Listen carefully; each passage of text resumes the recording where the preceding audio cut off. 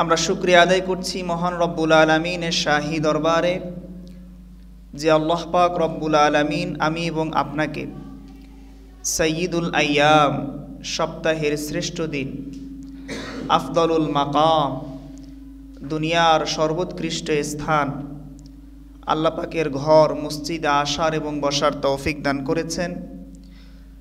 জুমার সালাতের পূর্বে কিছু দ্বীনি নসিহা শুনবার জন্যে আল্লাহ পাক রব্বুল আলামিন আমি এবং আপনাকে সুযোগ করে দিয়েছেন। সেজন্য আমরা সকলেই সেই মহান মালিকের দরবারে হৃদয়ের সবটুকুন আবেগ এবং অনুভূতিকে উজাড় করে দিয়ে শরীরের সবটুকুন শক্তি ব্যয় করে উচ্ছ্বসিত কণ্ঠে খুশি মনে আল্লাহ পাক রব্বুল আলামিনের শিখানো ভাষায় কালিমাতুশ শুকর পাঠ করছি। সকলেই জবান ছেড়ে দিয়ে পড়ুন আলহামদুলিল্লাহ। দরুদ ও সালাম পেশ করছি আল্লাহ পাক রব্বুল আলামিনের সৃষ্টির প্রধান আকর্ষণ, সমস্ত নবী রাসূলগণের মাথার মুকুট, বিশ্বমানবতার মুক্তির দূত, বিশ্বমানবতার সভাপতি হযরত মুহাম্মদ মুস্তাফা পড়েন সাল্লাল্লাহু আলাইহি ওয়াসাল্লামের উপরে। সম্মানিত মুসল্লিয়ানে কেরাম, আমরা বিগত 2 জুমা যাবত আমাদের ঈমান কিভাবে আমরা বাড়াবো এই শিরোনামের আলোকে আমরা আল্লাহ পাক রব্বুল আলামিনের কুদরত নিয়ে আমরা আলোচনা শুনছিলাম। সেই ধারাবাহিকতায় গত জুমাতে আমরা শুনেছিলাম আমাদের যে শারীরিক অঙ্গ প্রত্যঙ্গ রয়েছে প্রত্যেকটা অঙ্গ অনেক দামি, ঠিক কি না? এগুলো টাকা দিয়ে কিনতে পাওয়া যায়? কোটি কোটি টাকা আছে, চোখ কিনতে পারবেন? কান বাজারে বিক্রি হয় সুলভ মূল্যে, পাওয়া যায় না। তো শারীরিক অঙ্গ প্রত্যঙ্গ আল্লাহর পক্ষ থেকে অনেক বড় নেয়ামত। আমরা গত জুমাতে আমাদের শারীরিক যে অঙ্গ প্রত্যঙ্গ রয়েছে এর মধ্য থেকে 3টি অঙ্গ, চোখ, কান এবং নাক, এই 3টি অঙ্গ নিয়ে আমরা আলোচনা শুনেছিলাম। তো আজকে ইনশাল্লাহ আমরা এই সংক্ষিপ্ত জুমার খুতবায় আমাদের শারীরিক 4টি অঙ্গ, হাত, পা, আমাদের মস্তিষ্ক ব্রেইন এবং আমাদের কলব, যেটাকে বাংলায় বলে হৃৎপিণ্ড বা অথবা হার্ট, আমরা 4টি অঙ্গ নিয়ে কথা বলবো ইনশাআল্লাহ। যতটুকু সময় কথা হবে আল্লাহ পাকের নিকট দোয়া করি আল্লাহ পাক রব্বুল আলামিন যেন আমি এবং আপনাকে আজকের আলোচনা থেকে উপকৃত হওয়ার তৌফিক দান করেন। সকলে বলছি আল্লাহুম্মা আমিন। আমাদের শারীরিক যে অঙ্গ প্রত্যঙ্গ তার মধ্যে একটা গুরুত্বপূর্ণ অঙ্গ হচ্ছে আমাদের হাত। একটা মানুষের পুরো শরীরটা সুস্থ, তার হাতটা যদি প্যারালাইসিস হয়, অচল হয়, সে কি আমাদের মতো স্বাভাবিক কাজকর্ম করে খেতে পারবে? পারবে না। 2 হাত না, যদি কারো একটা হাত যদি না থাকে ওই মানুষটাই অচল, পঙ্গু। তো হাত আল্লাহ পাকের পক্ষ থেকে অনেক বড় নেয়ামত। এই হাতের দ্বারা মানুষ যেরকম খাবার খায়, আবার হাত দ্বারা মানুষ লিখে, আবার হাত দ্বারা মানুষ নিজের কাজ সম্পাদন করে, আবার হাত দ্বারা পকেট মারারা পকেটও মারে, ঠিক কি না? যে চুরি করে সে তো হাত দিয়েই করে নাকি? আবার হাত দিয়ে দেখেন কলমের খোঁচায় মানুষ কোটি কোটি টাকা দেশ থেকে বিদেশে পাচার করে, নাউজুবিল্লাহ। হাতের কারিশমা দেখছেন কেমন? আবার এই হাত দ্বারা মানুষ নামাজের পর আল্লাহ পাকের নিকট মোনাজাত করতেছে। কি একটা নিয়ামত আল্লাহ দিছে হাত, যে হাত দিয়ে সব কিছু কি হয় করা যায়। আবার হাতের কারিশমা কেমন দেখেন, হাত হচ্ছে 2টা, ডান হাত বাম হাত। কিন্তু স্বাভাবিকভাবে বাম হাতের তুলনায় ডান হাতের শক্তি একটু বেশি, ঠিক কি না? 2 হাত, এক হাতের শক্তি বেশি আর এক হাতের শক্তি কম। আবার দেখেন হাতটাকে আল্লাহ পাক ভাগ করছেন 3টা ভাগে।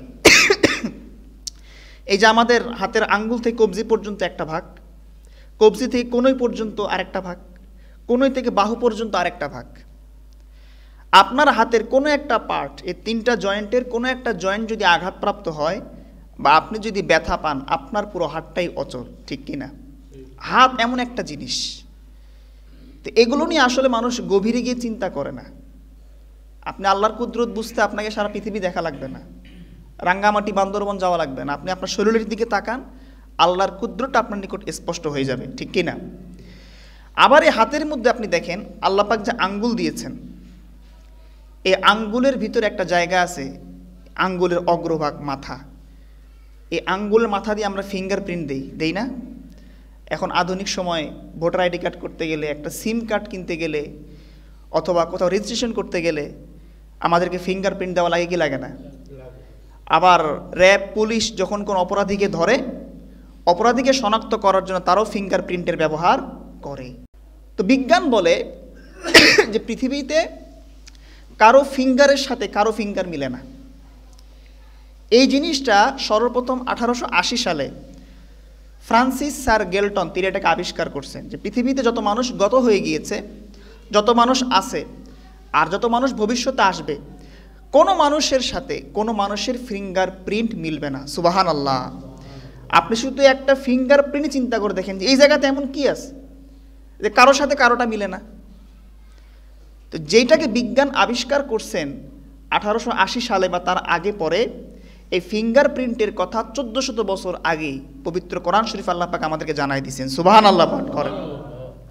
কাফের সম্প্রদায় যারা ছিল, তো কাফেরদেরকে যখন আমার নবী দাওয়াত দিতেন যে তোমরা আল্লাহর প্রতি বিশ্বাস স্থাপন করো, মৃত্যুর পরে যখন তোমরা কবরে শায়িত হয়ে যাবা, তোমাদের শরীরের হাড় হাড্ডি সব পচে গলে যাবে, এগুলোকে আল্লাহ পাক রব্বুল আলামিন আবার একত্রিত করে তোমাদেরকে জীবন দিবেন এবং তোমাদের কাছ থেকে আল্লাহ পাক পুরো জীবনের হিসাব নেবেন। এই কথাগুলো শোনার পরে কাফেররা কি বলতো? কোরআন শরীফ আল্লাহ পাক বলছেন সূরা বনী ইসরাঈলের ভিতরে, আইজা কুন্না ইযামান ওয়া রুফাতা ইন্না লামাবউসুনা খালকান জাদিদা। কাফেররা বলতো যে মুহাম্মদ এগুলো কি বলে? মানুষ মরে গেলে নাকি আবার যখন পচে গলে যাবে হাড় হাড্ডি, এগুলোকে নাকি আবার আল্লাহ পাক নাকি একত্রিত করবেন। এটা আবার কি ধরনের কথা? আল্লাহ পাক রব্বুল আলামিন কাফেরদের সেই কথার জবাব পবিত্র কোরআন 29 পারা সূরা কিয়ামার 3 এবং 4 নম্বর আয়াতে দিয়েছেন। আল্লাহ পাক রব্বুল আলামিন বলেন, আয়াহসাবুল ইনসানু আল্লান নাজমা'a ইযামা বালা কাদিরিনা আলা আন নুসাউইয়া বানানা। বলেন সুবহানাল্লাহ। আল্লাহ পাক রব্বুল আলামিন বলেন, কাফের এবং মুশরিকরা মনে হয় এটা মনে করতে পারে তারা মৃত্যুর পর যখন তাদের শরীরের হাড় হাড্ডি এবং অস্থি মজ্জা সব গলে পচে যাবে, আমি আল্লাহ পাক রব্বুল আলামিন মনে হয় এগুলাকে আবার একত্রিত করতে পারবো না।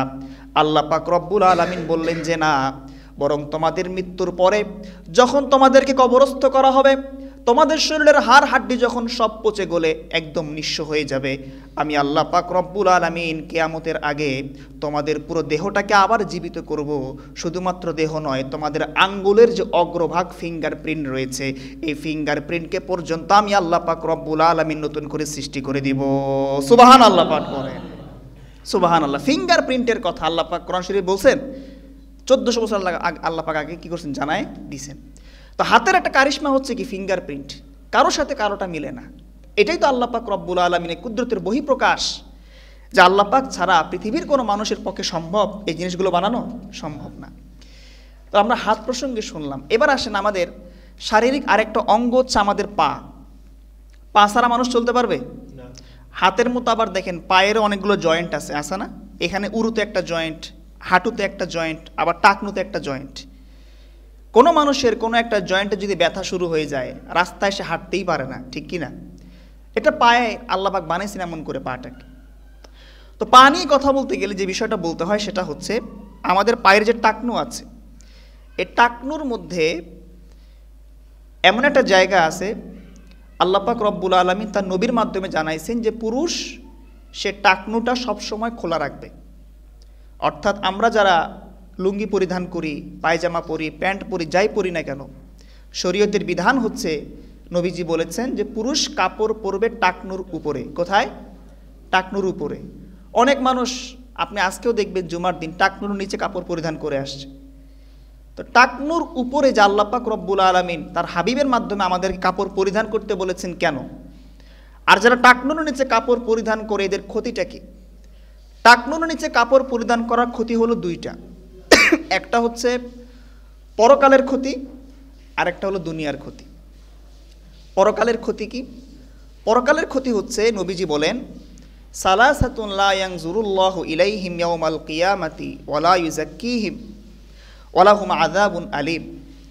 তিন ব্যক্তির দিকে আল্লাহ পাক রব্বুল আলামিন কাল কিয়ামতের দিন তাকাবেন না, এই তিন ব্যক্তির সাথে আল্লাহ কথাও বলবেন না, এবং এই তিন ব্যক্তির জন্য রয়েছে আল্লাহ পাকের পক্ষ থেকে ভয়ানক শাস্তি এবং আযাব। এই 3 ব্যক্তির ভিতরে এক প্রকার ব্যক্তি হচ্ছে আল মুসবিলু ইজারাহু, যে ব্যক্তি কিনা তার পরিধানের কাপড়কে লুঙ্গি হোক বা পায়জামা হোক টাকনুর নিচে পরিধান করে, নাউজুবিল্লাহ পাঠ করেন। এটার দ্বারা অহংকার প্রকাশ পায়। নবীজি আরও বলেছেন, মা আসফালা মিনাল কাবাইনি মিনাল ইজারে ফিন্নার, আপনার কাপড়ের যে অংশটা টাকনুর নিচে থাকবে ওই অংশ কাল কিয়ামতের দিন জাহান্নামে যাবে। তাহলে টাকনুর নিচে কাপড় পরা যাবে? টাকনুর নিচে কাপড় পরার পরকালের ক্ষতি হচ্ছে আপনার টাকনুর নিচের অংশটা জাহান্নামে যাবে। এখন খেয়াল করেন দুনিয়ার ক্ষতি কি? দুনিয়ার ক্ষতি হচ্ছে যে পুরুষের টাকনুতে এক প্রকার সেক্সুয়াল হরমোন থাকে, একটা যৌন হরমোন থাকে এক প্রকার। তো নবীজি বলেন তোমরা টাকনুর উপরে কাপড় পরবা পুরুষরা। কেন? কারণ টাকনুর নিচে কাপড় পরলে ওই টাকনুতে যদি ঠিকমতো আলো বাতাস না পৌঁছে তাহলে দিন দিন পুরুষের শক্তি হ্রাস পায়, পুরুষের যৌন শক্তি কি হয়? হ্রাস পায়। তো যৌন শক্তি যেন ঠিক থাকে একজন পুরুষের, এজন্য আমার নবী বলেছেন তোমরা টাকনুর উপরে কাপড় পরিধান করবা। সুবহানাল্লাহ পাঠ করেন। এটা হচ্ছে বৈজ্ঞানিক ব্যাখ্যা। আজকের বিজ্ঞান গবেষণা করে বলে যে পুরুষের টাকনুতে সেক্সুয়াল হরমোন থাকে। যে পুরুষরা সাধারণত টাকনুর নিচে কাপড় পরিধান করে এদের ভিতরে অনেকের যৌন সমস্যা দেখা দেয়। আজকে যৌন সমস্যার রোগী আছে না আমাদের বাংলাদেশে? আপনি মোহাম্মদপুর গেলেই দেখবেন রাস্তাঘাটে কত পোস্টার আর ব্যানার, মাত্র 3 ঘন্টায় ফলাফল, স্বপ্ন নয় সত্যি, কল্পনা নয় বাস্তব, ঠিক কিনা? আর কত কিছু লেখে এই পোস্টারের ভিতরে। সব কিছুর মূল হচ্ছে কি? যৌন প্রবলেম, যৌন সমস্যা। তো যৌন সমস্যা হবে না কেন? আজকে ইসলামের যে বিধানটা নবীজি আমাদেরকে দিয়েছেন টাকনুর উপরে কাপড় পরিধান করার কথা, আজকে পুরুষরা কাপড় পরে টাকনুর নিচে, আর নারীদের হুকুম ছিল তারা কাপড় পরবে টাকনুর নিচে। এই নারীরা আছে কাপড় পরে টাকনুর উপরে, ঠিক কিনা? কাপড় উপরে উঠাইতে উঠাইতে আজকে নারীরা হাঁটুর উপরে পর্যন্ত কাপড় পরে, নাউজুবিল্লাহ পাঠ করেন। তাহলে পায়ের যে কারিশমা তার মধ্যে হচ্ছে যে পায়ের টাকনুতে আল্লাহ পাক রব্বুল আলামিন পুরুষের জন্য যৌন হরমোন রেখেছেন। সুতরাং যারা টাকনুর নিচে কাপড় পরিধান করবে তারা যেমন কাল কিয়ামতের দিন শাস্তির মুখোমুখি হবে, দুনিয়াতেও কি এদের শারীরিক সমস্যা দেখা দিতে পারে। আল্লাহ আমাদের সকলকে শরীয়তের এই বিধানটি মেনে চলার তৌফিক দান করুন। সকলে বলছি আল্লাহুম্মা আমিন। এরপরে আসেন আমাদের শরীরের সবচাইতে গুরুত্বপূর্ণ যে অঙ্গটা, যে অঙ্গটা মানুষের পুরো দেহকে পরিচালিত করে, এটা হচ্ছে মানুষের ব্রেইন এবং মানুষের মস্তিষ্ক, ঠিক কি না? আজকে মানুষকে আমরা বলি আশরাফুল মাখলুকাত, সমস্ত মাখলুকাতের মধ্যে শ্রেষ্ঠ। কেন? কারণ মানুষকে আল্লাহ পাক যে মস্তিষ্ক দিয়েছেন, যে বিবেক মানুষকে আল্লাহ দিয়েছেন, পৃথিবীর অন্য কোনো মাখলুকাতকে আল্লাহ পাক ওই বিবেক দেন নাই। সুবহানাল্লাহ পাঠ করেন। আপনি দেখেন একটা গরুর শক্তি, একটা মহিষের শক্তি, একটা হাতির শক্তি মানুষ থেকে কম না বেশি? বলেন, আরোটা আসতে বলেন। অনেক বেশি না? একটা শারীরিক শক্তি এত বেশি একটা গরুর, এরপরও সেই গরু দিয়ে মানুষ হাল বোয়াইতেছে, এই গরুটা মানুষের খেদমত করতেছে। আপনি যেভাবে বলেন আপনার গরু এদিক সেদিক যায় কেন? গরুর ভিতর আল্লাহ পাক বিবেক দেন নাই, মানুষের মধ্যে আল্লাহ পাক বিবেক দিয়েছেন, ঠিক কি না? আমরা মানুষ যে ভালো খারাপগুলো উপলব্ধি করতে পারি, ভালো মন্দগুলো উপলব্ধি করতে পারি, এগুলো আমাদের মতো অন্য মাখলুকাত উপলব্ধি করতে পারে না। এজন্য আল্লাহ পাক রব্বুল আলামিন সারা পৃথিবীর অন্য সকল মাখলুকাতকে মানুষের জন্য খাদেম বানাই দিয়েছেন। সুবহানাল্লাহ পাঠ করেন। আপনি একটা গরুকে দিয়ে কাজ করাচ্ছেন, হাল বোয়াচ্ছেন, তার থেকে দুধ দহন করতেছেন, এই গরু কোনোদিন আপত্তি করছে আপনার কাছে? আপত্তি করার কথাও না, কারণ আপত্তি করার মতো ওই বিবেক আল্লাহ পাক গরুকে দেন নাই। আল্লাহ পাক গরু বানাইছেন, মহিষ বানাইছেন, হাতি বানাইছেন, অন্য সব মাখলুকাত বানাইছেন মানুষের খেদমত করার জন্য, আর মানুষকে আল্লাহ পাক রব্বুল আলামিন বানাইছেন আল্লাহ পাকের ইবাদত করার জন্য। সুবহানাল্লাহ পাঠ করেন। কথা বুঝে আসছে? তো এখন আমরা মানুষ দুনিয়ার সব মাখলুকাত থেকে উপকার গ্রহণ করি, গরুর দুধ গ্রহণ করি, মহিষের গোশত ভক্ষণ করি, সব কিছু আমরা করি ঠিক, কিন্তু আমরা আল্লাহর ইবাদত করি না, ঠিক কিনা বলেন? কথা বুঝে আসছে? তো মানুষের এই মস্তিষ্ক এবং ব্রেনের কারণে, এই বিবেকের কারণে আজকে মানুষ সারা পৃথিবীর সমস্ত মাখলুকাতের মধ্যে হতে আশরাফুল মাখলুকাত। তো মানুষের এই ব্রেনটা কেমন আপনি দেখেন যে একজন মানুষের এই ব্রেনটা আল্লাহ পাকের এক অবিশ্বাস্য সৃষ্টি। ফর এক্সাম্পল, উদাহরণস্বরূপ, একজন মানুষ মোহাম্মদপুর বেরিবাদে 4 রাস্তার মোড়, একটা ব্যস্ত রাস্তা না, সব দিক থেকে যেখানে গাড়ি আসতেছে, হঠাৎ সে রাস্তা পার হচ্ছে, আবার হঠাৎ করে সে খুব দ্রুত পিছনে হটে গেল। মানে তার মস্তিষ্ক তাকে সিগন্যাল দিল যে একটা গাড়ি খুব দ্রুত আসতেছে, তুমি যদি সামনে দিয়ে অতিক্রম করতে চাও তাহলে তুমি সে গাড়ির নিচে পড়ে মরবা, অ্যাক্সিডেন্ট করবা, ঠিক কি না? বলেন দেখি, কোনো মানুষ তাকে এই সিগন্যাল দেওয়ার আগে তার মস্তিষ্ক এবং ব্রেন তাকে সিগন্যাল দিয়ে দেয় তুমি আগে কি হটো, পিছু হটে যাও। তো এই মস্তিষ্ক কোনো কথা বলে আমাদের মতো? কিছু বলে না, কিন্তু অটোমেটিক বান্দাকে কী দেয়? সিগন্যাল দিয়ে দেয়। মানুষের মস্তিষ্কটা আল্লাহ পাক রব্বুল আলামিনের এমন এক সৃষ্টি যে মানুষের মস্তিষ্কের ওজন বিজ্ঞান বলে মাত্র 1305 গ্রাম। কয় গ্রাম? 1305 গ্রাম। 1305 গ্রামের এই মস্তিষ্কের ভিতরে প্রায় 1 কোটি স্নায়ু আছে। একটা উচ্চ ক্ষমতা সম্পন্ন কম্পিউটার, আপনি কম্পিউটার বলেন বা আইফোন বলেন, যেগুলো একদম হাই রেজুলেশন, একটা উচ্চ ক্ষমতা সম্পন্ন কম্পিউটার সংগ্রহ করতে পারে। মানুষের ব্রেন তার থেকে আরও 1 কোটি গুণ বেশি তথ্যকে সংগ্রহ করতে পারে। সুবহানাল্লাহ পাঠ করেন, সুবহানাল্লাহ। আমরা যে মোবাইল ফোনগুলো ইউজ করি, আমাদের ক্যামেরা হোক, ক্যামেরার মেমোরি হোক, মোবাইলের মেমোরি হোক, কম্পিউটারের মেমোরি হোক, এগুলো আর কত জিবি? এই ধরেন না 16 GB, 28 GB, 64 GB, 128 GB, 256 GB, 1000 GB, তাই না? মানুষের মেমোরি কত জিবি জানেন? বিজ্ঞান বলে যে একজন মানুষের মাথার মেমোরিটা হচ্ছে 1 মিলিয়ন জিবি। সুবহানাল্লাহ বলেন। কত? 1 মিলিয়ন জিবি। একটা কম্পিউটারে যত বেশি মেমোরি হোক না কেন, যত বেশি জিবি হোক না কেন, আপনি ভিডিও করতে করতে করতে করতে একটা সময় আপনার মেমোরি খালি হয়ে যাবে, আর ভিডিও ধারণ করা সম্ভব হবে না, জায়গায় স্পেস নাই, জায়গা নাই। কিন্তু বিজ্ঞান বলে মানুষকে আল্লাহ পাক যে মেধা দিয়েছেন, যে মস্তিষ্ক, যে ব্রেন আল্লাহ পাক দিয়েছেন, যদি লাগাতার 342 বছর একটানা যদি মানুষের ব্রেন দিয়ে যদি কোনো ভিডিও ধারণ করা হয়, তারপর মানুষের মেমোরি ফুল হবে না। সুবহানাল্লাহ পাঠ করেন। তাহলে মানুষ এই মস্তিষ্ক এবং মেমোরি দিয়ে আজকে দুনিয়ার সব কিছু বুঝে, ভালো এবং মন্দ।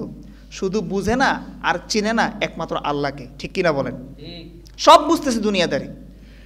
সকালে উঠে অফিসে যায় টাইম মতে, আবার অফিস থেকে আসে, অফিস করে, সংসার চালায়, সব করে, কিন্তু শুধুমাত্র আল্লাহর হুকুম নামাজটা পড়ে না। এরকম পাবলিক আছে না নাই? আছে। এই মস্তিষ্কটাকে আল্লাহ পাক দিয়েছেন এত পাওয়ারফুল।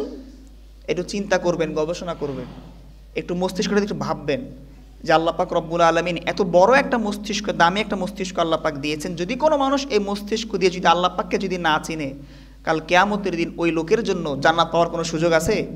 আল্লাহ আমাদের সকলকে আমাদের মেধার সঠিক ব্যবহার করার তৌফিক দান করুন। সকলে বলছে আল্লাহুম্মা আমিন।